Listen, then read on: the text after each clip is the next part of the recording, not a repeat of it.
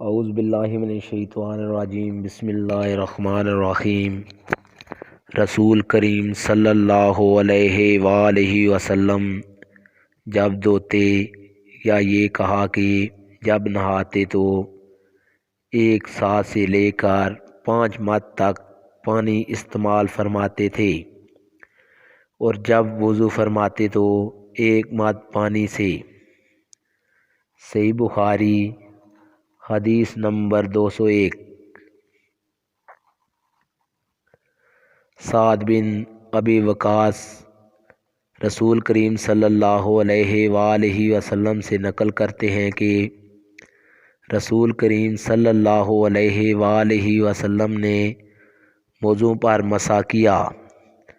عبداللہ بن عمر رضی اللہ تعالیٰ عنہ نے اپنے والد ماجد عمر رضی اللہ تعالیٰ عنہ سے اس کے بارے میں پوچھا تو انہوں نے کہا سچ ہے، اور یاد رکھو جب تم سے سعد رسول اللہ صلی اللہ علیہ وآلہ وسلم کی کوئی حدیث بیان فرمائیں تو اس کے متعلق ان کے سوا کسی دوسرے آدمی سے مت پوچھو۔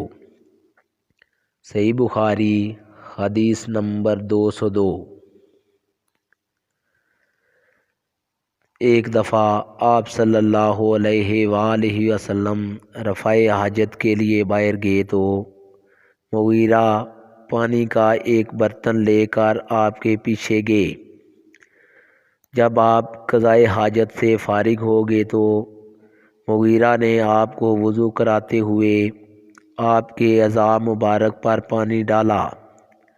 آپ صلی اللہ علیہ وآلہ وسلم نے وضو کیا اور موضوع پر مسح فرمایا۔ صحیح بخاری حدیث نمبر 203۔ جعفر بن عمرو بن امیہ الزمری اپنے باپ سے نقل کرتے ہیں کہ انہوں نے رسول کریم صلی اللہ علیہ وآلہ وسلم کو موضوع پر مسح کرتے ہوئے دیکھا۔ صحیح بخاری حدیث نمبر 204۔